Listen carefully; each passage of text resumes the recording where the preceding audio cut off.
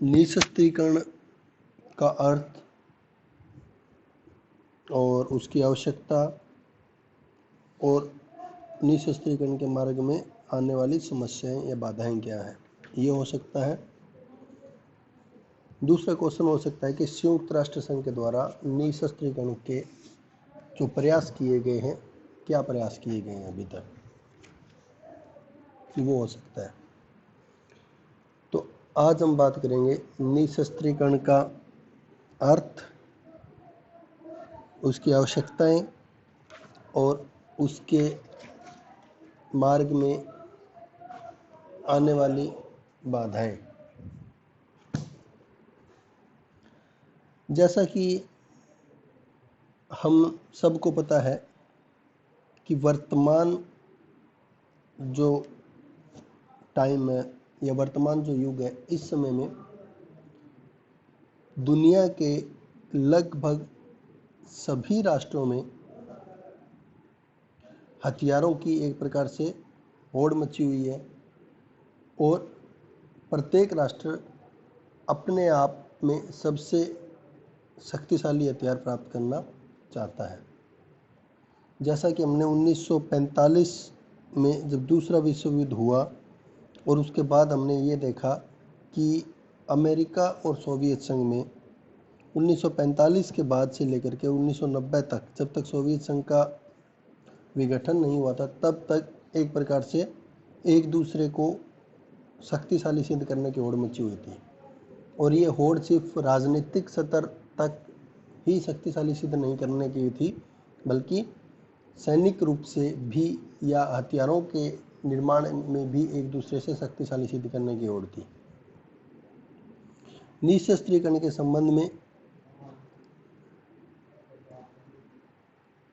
अनेक विद्वान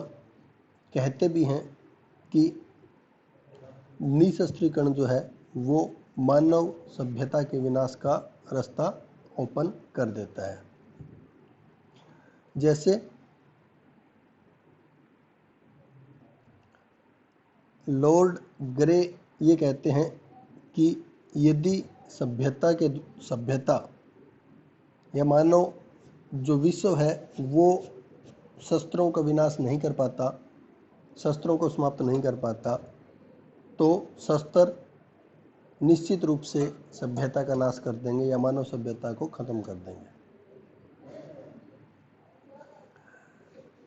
इस हिसाब से देखा जाए तो निःशस्त्रीकरण का जो कार्यक्रम है या निःशस्त्रीकरण की आवश्यकता जो है वो बहुत ही आवश्यक, बहुत ही जरूरी महसूस होने लगी है। आज जो हम बात करेंगे वो करेंगे निःशस्त्रीकरण का अर्थ, निःशस्त्रीकरण के मार्ग में आने वाली बाधाएं और निःशस्त्रीकरण में उत्पन्न होने वाली निःशस्त्रीकरण की आवश्यकता और उसके मार्ग में आने वाली बाधाएं, उस पर बात करेंगे। तो सबसे पहले बात करते हैं निःशस्त्रीकरण के अर्थ की। वर्तमान में जो संयुक्त राष्ट्र संघ का मुख्य उद्देश्य है, अंतर्राष्ट्रीय शांति और सुरक्षा को बनाए रखना, ये प्राथमिक है। और इस उद्देश्य को प्राप्त करने के लिए निःशस्त्रीकरण की समस्या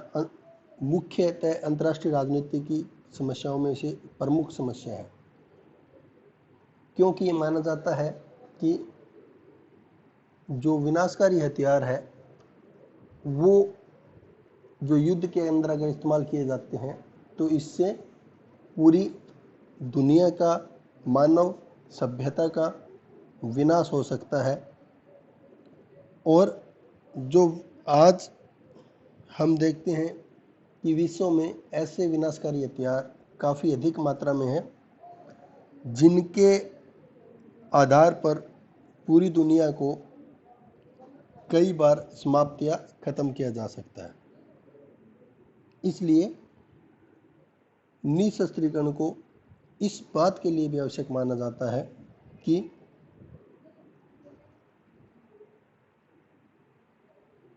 जो शस्त्रीकरण की होड़ मची या बहुत अधिक शस्त्रीकरण हुआ, उसने युद्धों को समाप्त करने की, विश्व में शांति और सुरक्षा को बढ़ावा देने की बात को प्रमुखता से उठाया। तो इसलिए अगर निशस्त्रीकरण की बात करें तो निशस्त्रीकरण का अर्थ एक प्रकार से हो सकता है कि निशस्त्रीकरण संयुक्त राष्ट्र संघ की ओर से चलाया गया वो कार्यक्रम है, या संयुक्त राष्ट्र संघ की ओर से लाया गया वो उद्देश्य है जिसके आधार पर उस प्रकार के हथियारों को या उस प्रकार के विनाशकारी हथियारों को खत्म करना या कम करना है जो मानव सभ्यता के लिए या विश्व शांति के लिए खतरा उत्पन्न करने वाले होते हैं। अब निशस्त्रीकरण में दो बातें हो सकती हैं। एक तो जो शस्त्र हैं, हथियार हैं, जिसमें मुख्य रूप से परमाणु हथियार आते हैं, उन हथियारों की मैक्सिमम सीमा निश्चित करना कि किसी देश के पास कितने हथियार हो सकते हैं, उन हथियारों की प्रकृति चेंज कर देना या उनको कम करने का या समाप्त करने का विचार प्रकट करना। अब हम ये देख सकते हैं कि निशस्त्रीकरण के माध्यम से कोई भी देश हथियारों को अपने पूर्ण रूप से खत्म करने के लिए सहमत नहीं हो सकता या अपने सभी हथियारों को निशस्त्रीकरण के माध्यम से समाप्त करने के लिए सहमत नहीं हो सकता, क्योंकि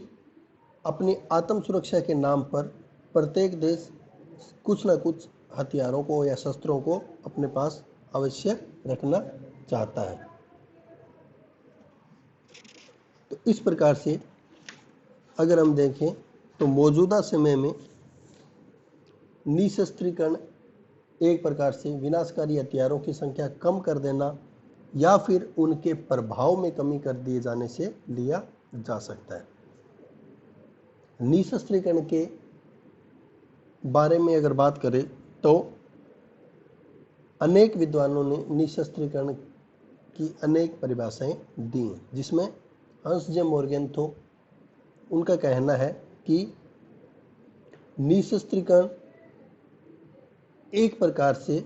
सभी प्रकार के हथियारों में या अस्त्र शस्त्रों में कटौती करना या उनको समाप्त करने या उनके ऊपर प्रतिबंध लगाने से निशस्त्रीकरण का अर्थ लिया जा सकता है। उसी प्रकार वी डाइक भी कहते हैं कि सैनिक शक्ति से संबंधित सभी प्रकार के शस्त्र या हथियार, उन पर नियंत्रण लगाना या प्रतिबंध लगाना निशस्त्रीकरण के अंतर्गत आता है। American institute of defence analysis ने तो निशस्त्रीकरण की परिभाषा को और भी अधिक विस्तृत रूप दे दिया है। उसने निशस्त्रीकरण के दायरे में प्रत्येक प्रकार के पहलू को रखा है। उसके अनुसार किसी भी प्रकार का शस्त्र, उनकी संख्या को कम करना, शस्त्रों के यूज करने की प्रणाली क्या है, प्रायोजन की प्रणाली क्या है, उसको नियंत्रित करना, उसकी सहायता से शस्त्र नियंत्रणों के हथियारों के प्रयोग या गुप्त सूचनाओं को एकत्रित करने से संबंधित सेना के संख्यात्मक स्वरूप आदि को नियमित करना, हर प्रकार से निशस्त्रीकरण के दायरे में आता है, ऐसा उसका मानना है। तो ये जो हमने विभिन्न परिभाषाएं देखी या जो शुरू में हमने निशस्त्रीकरण की बात की, उसके आधार पर ये कह सकते हैं कि वैसे तो शाब्दिक अर्थ या शब्दों के अंदर तो निशस्त्रीकरण एक प्रकार से शस्त्रों का उत्पादन समाप्त कर देना, उनके वास्तविक या व्यवहारिक प्रयोग के अंदर कमी लाना ताकि विश्व शांति और सुरक्षा को किसी भी प्रकार का खतरा उत्पन्न ना हो या उसे खत्म नहीं किया जा सके, या निशस्त्रीकरण के तहत हथियारों को पूर्ण रूप से समाप्त कर देना आता है। लेकिन विभिन्न देशों ने अपनी इच्छा से जो आपसी समझौते किए हैं, उन समझौतों के अंतर्गत हथियारों में, शस्त्रों में कमी करना, सीमित मात्रा में हथियार रखना और विनाशकारी हथियारों का उत्पादन नहीं करना एक प्रकार से निशस्त्रीकरण कहा जा सकता है, निशस्त्रीकरण की परिभाषा के अंतर्गत लिया जा सकता है।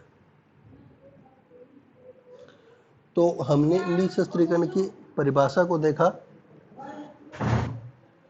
इसके बाद आता है कि निशस्त्रीकरण की आवश्यकता क्या है, क्यों निशस्त्रीकरण किया जाना चाहिए, किस उद्देश्य के लिए निशस्त्रीकरण किया जा सकता है। तो इसमें हम देखते हैं कि सबसे प्राइम उद्देश्य, पहला उद्देश्य क्या है, विश्व शांति की स्थापना करना। जैसा कि हम देखते हैं कि निशस्त्रीकरण एक प्रकार से अपने आप में विश्व शांति और सुरक्षा की अवधारणा को शामिल किए हुए है, क्योंकि शस्त्रों के माध्यम से किसी भी देश की सैनिक नीति का दृष्टिकोण प्राप्त करते हैं हम, जिसके माध्यम से युद्ध और संघर्ष की भावनाएं आती हैं और हमेशा वो जीवित रहती हैं। लेकिन निशस्त्रीकरण से या राष्ट्रों के हथियारों के निर्माण से एक प्रकार से विश्व में अशांति की स्थापना उत्पन्न हो सकती है। इसलिए निशस्त्रीकरण के द्वारा प्रत्येक देश के बीच जो मतभेद है उसको कम करके शांतिपूर्ण समझौतों की प्रक्रिया को बढ़ावा देना एक प्रकार से निशस्त्रीकरण कहलाता है। उसके बाद है राष्ट्रों के अपने अस्तित्व के लिए निशस्त्रीकरण की मांग एक प्रकार से प्रत्येक राष्ट्र के अपने हित भी के अंतर्गत भी आती है, प्रत्येक राष्ट्र के अपने अस्तित्व की सुरक्षा के अंतर्गत भी आती है। क्योंकि युद्धों से और हथियारों से जब मानव सभ्यता का नाश हो जाएगा या मतलब प्रत्येक राष्ट्र का अस्तित्व खतरे में होगा और युद्धों को बढ़ावा मिलेगा, इस बात के लिए सभी छोटे बड़े और सभी राष्ट्र, शक्तिशाली और कमज़ोर राष्ट्र सभी मिल करके निशस्त्रीकरण की मांग को उठाते हैं, मांग कर रहे हैं, ताकि उनके अपने हित बनाए रखे जा सकें, उनके अस्तित्व को बचाया रखा जा सके। क्योंकि अगर भविष्य में युद्ध होता है तो वो एक प्रकार से मानव सभ्यता का विनाश निश्चित रूप से होने की ज़्यादा प्रबल संभावना रहती है। इसलिए निशस्त्रीकरण राष्ट्रों के अस्तित्व को बनाए रखने के लिए भी आवश्यक माना जाता है। उसके बाद आर्थिक विकास के मार्ग को प्रशस्त करने के लिए, आर्थिक विकास के मार्ग को खोलने के लिए शस्त्र नियंत्रण या शस्त्रों की होड़ में बहुत अधिक पैसा विभिन्न देशों के द्वारा अपने आप को सैनिक रूप से शक्तिशाली करने में या अधिक से अधिक विनाशकारी हथियारों का निर्माण करने पर खर्च किया जाता है। इससे जो विश्व के अंदर औद्योगिकरण को बढ़ावा देना, मानव समाज को आर्थिक रूप से मजबूत और समृद्ध करना, ये जो सोपन है इसके अंदर कहीं ना कहीं बाधा उत्पन्न होती है। और कुछ देश, कुछ महाद्वीपों में तो ऐसे देश हैं जहां पे बेसिक जरूरतें भी उन राष्ट्रों के द्वारा पूरी नहीं की जा सकती। तो इसलिए आज के समय में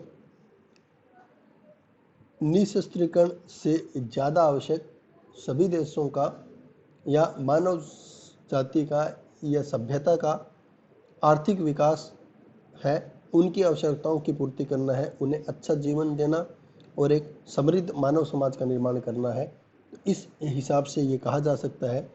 कि मानव समाज, समृद्ध मानव समाज के निर्माण करने के लिए, मानव के आर्थिक विकास के लिए और प्रत्येक व्यक्ति की ज़रूरतों को पूरा करने के लिए निशस्त्रीकरण आवश्यक है। क्योंकि निशस्त्रीकरण करने होने से या शस्त्रों की अगर होड़ नहीं होगी तो राष्ट्र औद्योगिक विकास और मानव सभ्यता के समृद्धि और आर्थिक विकास के बारे में सोचने लगेंगे। उसके बाद है एक नैतिक वातावरण के निर्माण के लिए, क्योंकि जब सभी देशों के बीच शक्तिशाली बनने की या परमाणु शस्त्रों की होड़ लगी होती है तो उस समय दुनिया के अंदर एक डर का माहौल रहता है अविश्वास का माहौल बना रहता है।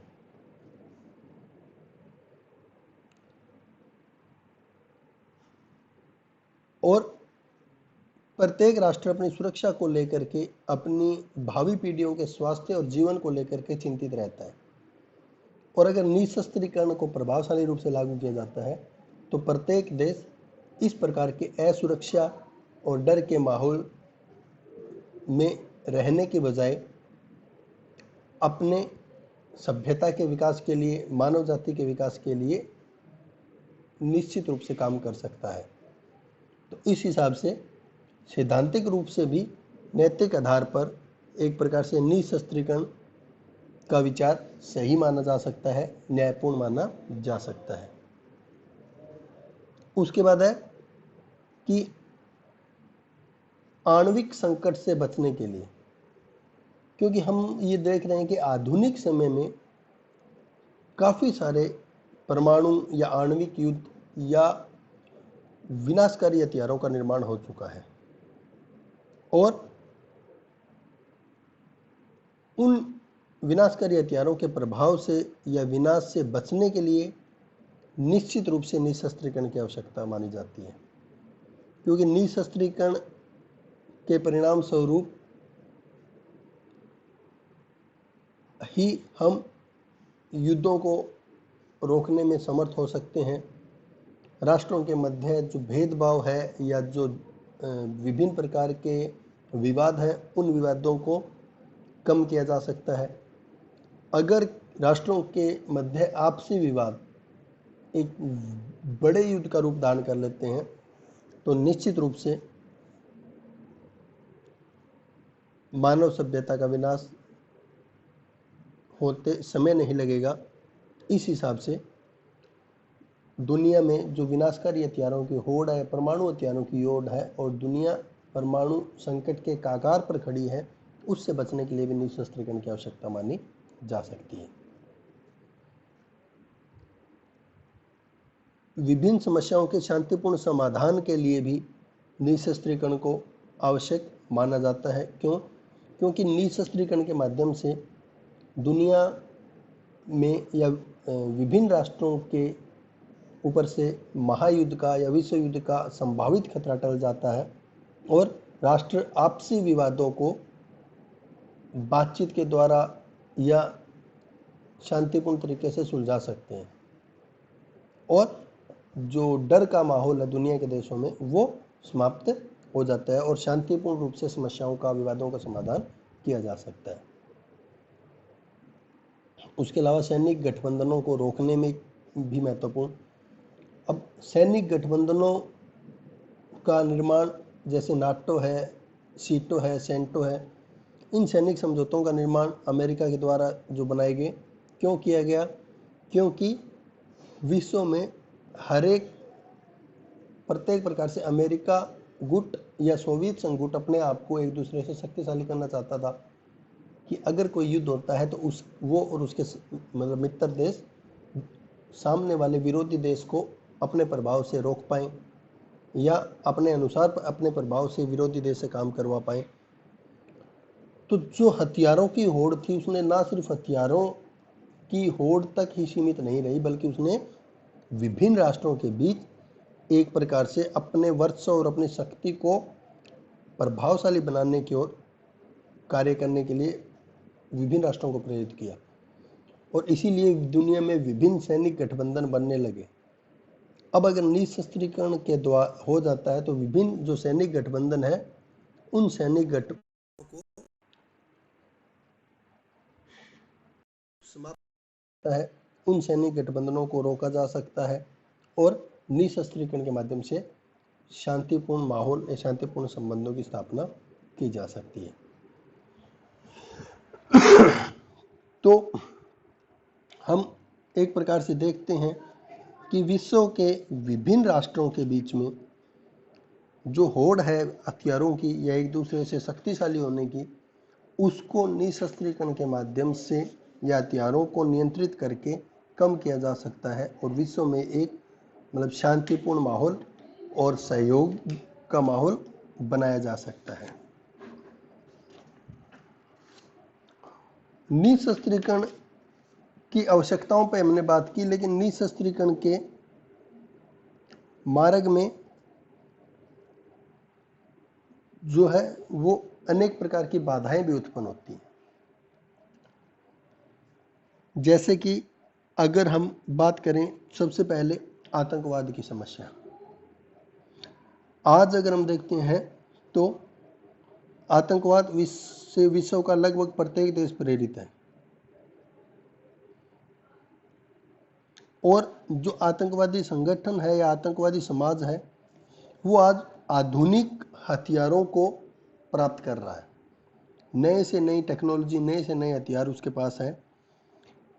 इसलिए उसका सामना करने के लिए दुनिया के विभिन्न देशों के पास शस्त्रों की आवश्यकता हो सकती है, विभिन्न हथियारों की आवश्यकता हो सकती है। तो आतंकवाद का बढ़ जाना, उनका आधुनिक होना और उनके पास आधुनिक हथियारों का होना, आतंकवादी संगठनों के पास कहीं ना कहीं विभिन्न देशों में एक प्रकार से डर का माहौल उत्पन्न करता है, और वो निशस्त्रीकरण के मार्ग में एक बाधा उत्पन्न करने में महत्वपूर्ण समस्या के रूप में उभर कर आता है आतंकवाद। उसके बाद है अविश्वासपूर्ण माहौल या वातावरण। अगर हम देखते हैं कि दुनिया के देशों में निशस्त्रीकरण के संबंध में जनमत, तो दुनिया की जनता तो निशस्त्रीकरण के पक्ष में है, लेकिन फिर भी उस निशस्त्रीकरण की जो सिद्धांत है या जो उद्देश्य है उसको सफलता क्यों नहीं मिल पा रही, उसके पीछे कारण क्या है कि विभिन्न देशों में आपस में एक दूसरे के प्रति संदेह और अविश्वास का माहौल बना हुआ है। कोई भी देश एक दूसरे पर विश्वास नहीं कर पा रहा कि कौन सा देश हथियारों को घटाने में या हथियारों की कटौती करने में वो देश पहल करेगा या नहीं करेगा। उसके बाद है अस्वस्थ प्रतिस्पर्धा का दृष्टिकोण। जो शस्त्रों की होड़ है उसने देशों के बीच में आधुनिक शस्त्रों की मोह छोड़ने को कोई भी राष्ट्र तैयार नहीं है। आधुनिक शस्त्रों की होड़ लगा दी है, और एक प्रकार से देशों के बीच में प्रतिस्पर्धा है कि किस देश के पास आधुनिक टेक्नोलॉजी और आधुनिक हथियार ज़्यादा होंगे। और वो जो प्रतिस्पर्धा है, अस्वस्थ प्रतिस्पर्धा, उसने कहीं ना कहीं राष्ट्रों की मानसिकता पर निशस्त्रीकरण के विरुद्ध एक मानसिकता बना दी है, जो कि शस्त्रों की होड़ में महत्वपूर्ण भूमिका निभाती है और निशस्त्रीकरण के मार्ग में एक बड़ी बाधा के रूप में सामने आती है।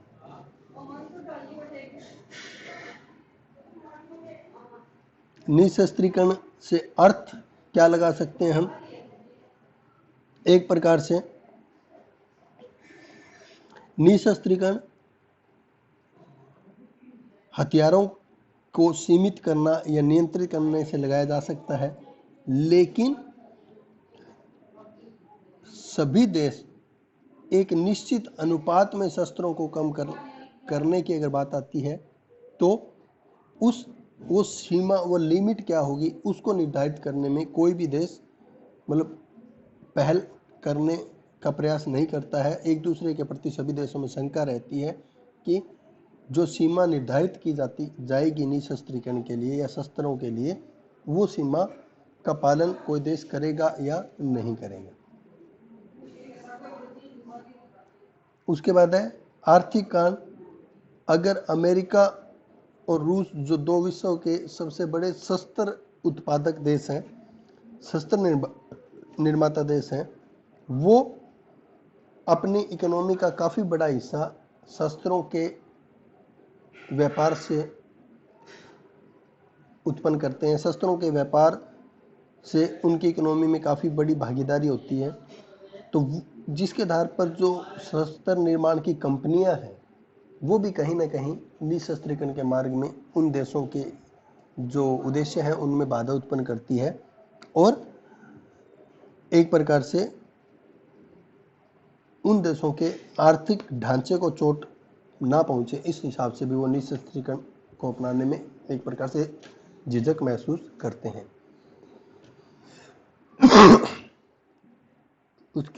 उसके अलावा है राजनीतिक समस्याएं। विभिन्न देशों के जो राजनीतिक समस्याएं हैं वो भी कहीं ना कहीं निशस्त्रीकरण के ऊपर निर्भर करती है। निशस्त्रीकरण के आधार पर राजनीतिक समस्याओं का समाधान किया जा सकता है, लेकिन विभिन्न देश एक दूसरे के मार्ग में बाधाएं उत्पन्न करते हैं और एक प्रकार से राजनीतिक विवाद सुलझाने की बजाय विवाद मतलब एक दूसरे के साथ होड़ लगाए हुए हैं, एक दूसरे को राजनीतिक रूप से मतलब इस प्रकार का माहौल उत्पन्न करने की कि दूसरा राष्ट्र उसके प्रभाव में रहे। तो इस हिसाब से भी अगर हम देखें तो निशस्त्रीकरण के कर पाने में काफ़ी कठिनाइयों का सामना करना पड़ रहा है। उसके अलावा व्यवहारिक कठिनाइयों की अगर हम बात करें तो अनेक देशों में अनेक प्रकार के सैनिक समझौते हो चुके हैं, एक दूसरे को हथियारों का निर्माण करने की या सप्लाई करने की बात हो चुकी है। उसके अलावा वैज्ञानिक रूप से अनेक प्रकार के सैनिक रहस्य जो प्रत्येक देशों के सीक्रेट कार्यक्रम से वो सामने आने का डर बना रहता है, वो सामने आने का भय बना रहता है। तो हम देखते हैं कि कोई भी व्यवहारिक कारण हो सकता है जो निशस्त्रीकरण के मार्ग में बाधा उत्पन्न करता है या समझौता नहीं होने देता। तो इस प्रकार से हम कह सकते हैं कि विश्व में विभिन्न राष्ट्रों के बीच हथियारों की होड़ जो है उसने जो असुरक्षा का माहौल उत्पन्न किया है, उससे बचने के लिए, शांतिपूर्ण माहौल बनाए रखने के लिए शस्त्रों की होड़ खत्म की जाए या निशस्त्रीकरण की ओर आगे बढ़ा जाए, ऐसा जरूरी है। लेकिन कहीं ना कहीं विभिन्न देश एक प्रकार से जो युद्ध के जैसी स्थिति या भयानकता से मानव जाति को बचाए रखने के लिए निशस्त्रीकरण और विश्व शांति के उज्जवल भविष्य के लिए प्रयासरत है। लेकिन निशस्त्रीकरण के मार्ग में अनेक बाधाएं हैं जो निशस्त्रीकरण को सफल होने में बाधा के रूप में देखी जा सकती है। लेकिन उसके बावजूद भी अनेक देश इस बात के लिए प्रयासरत हैं कि शस्त्रों की कटौती करके, शस्त्रों को ख़त्म करके और विश्व को शांति की ओर बढ़ाया जाए, शांतिपूर्ण समझौता सभी देशों के बीच स्थापित किया जाए। धन्यवाद।